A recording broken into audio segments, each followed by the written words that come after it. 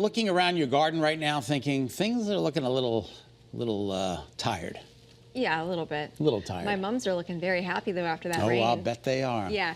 Hold off though on doing a big fall cleanup. Melissa Cole met with our gardening expert, Jen Mooney, to learn a little bit more. Take a look. Hi everybody, we are here with our friend Jen Mooney. Hi. Hi. We are in her beautiful garden right now, and you have a question that keeps getting popped up to you out in the public, your friends, your family. What do they ask you this time of year? What do I leave and what do I cut back for winter?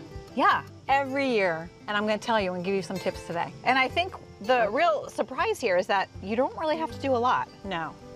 Over the years, I've slowly begun to realize that you don't really need to work so much at the end of the season. You want to leave behind a really nice ecosystem for the animals and the overwintering beneficial insects in your garden. So my advice is don't take too much down. Okay. All right, we're going to get into it here in the garden. We have a peony bush behind us here. Yeah, so this is a peony that I obviously left for the whole season.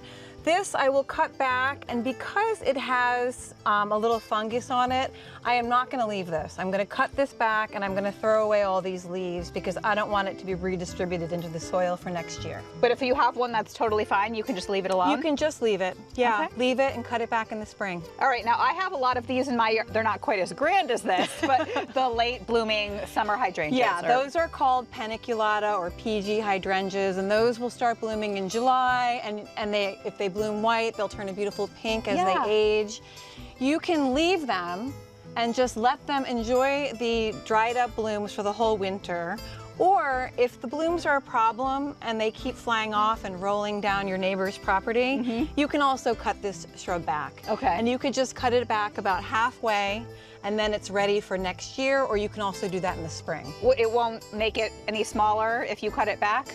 No, if you cut these hydrangeas will send new growth on the old stalks. Okay. So if you cut it back, it's still going to come back, and it'll come back probably double. Okay. We've got a rhododendron, which many of us in Connecticut have. Yeah, everybody that I know has one of these old rhododendrons. This one has probably been here for 100 years. It actually got really hit last year because we had a bad drought last winter. So rhododendrons, azaleas, everything in that family, you want to prune those right after they bloom. The rule is July 4th. Okay. If you are worried about blooms, you want to make sure, because they set up their buds and their blooms for the next year pretty soon after they bloom. So these older rhododendrons, you can cut them, prune them again in July. But I would also recommend watering them. Because it's been really dry. It's been really dry, and we kind of overlook our older shrubs. Yeah. Because we think they're fine. we think they're fine. But lately, like this one got damaged from the drought last fall. So this fall, I've been watering it a little bit extra. All right, we're gonna head into the lower garden where you have more pollinator plants and check that out. Yeah. Come on. So now we're in the pollinator garden and we have so much to talk about in here. Yeah. It's beautiful. Thank you. We have echinacea. Yeah, I have tons and tons of echinacea. It's one of my favorites, easy. And I really like, I do prune it a little bit throughout the summer to take care of any flopping, but I leave as much as I can because birds love to eat these little seed heads. Yeah, so even though it looks like this is like past peak here, the birds are still gonna love this. Yeah, they're gonna be picking away at these seeds until they're gone. So Okay. I've seen birds out here all winter long. Oh, that's so nice. Yeah. All right, with lavender right in front of you, I can smell it actually from here. Yeah, this lavender is actually having a second bloom right now, but a little tip about lavender that a lot of people don't know, because lavender is considered a woody perennial, and that means it's gonna keep growing big. You know, sometimes it will get leggy.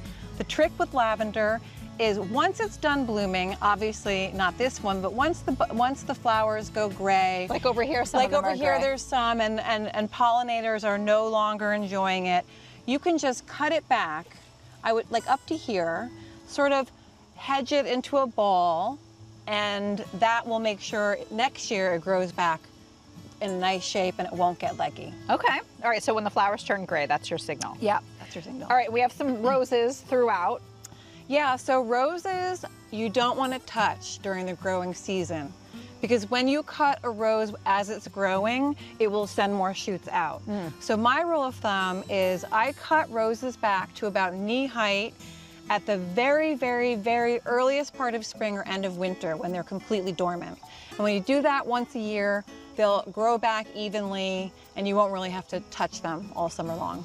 So I really think the moral is when you're going through your garden and your yard, you might be tempted in the fall to do a lot of things to maybe clean it up, but really you want to leave a lot of it for nature and all the things that we love, birds, insects, to enjoy, right? Absolutely. And it also looks beautiful to me. I think there's something very romantic about a spent garden in the winter that, and yeah, it provides cover for all kinds of beneficial and beautiful insects and pollinators that we definitely want to come back next year. So leave it alone. It's actually less work. Relax. Perfect. Just love Jen That Mooney. is perfect. It really is. Great suggestions and tips there. If you've got a gardening question for Melissa and Jen to tackle, feel free, send us an email, let us know. Melissa's email on the screen right there, melissa.cole@wfsb.com. Maybe she can answer some questions. Happy gardening, everybody.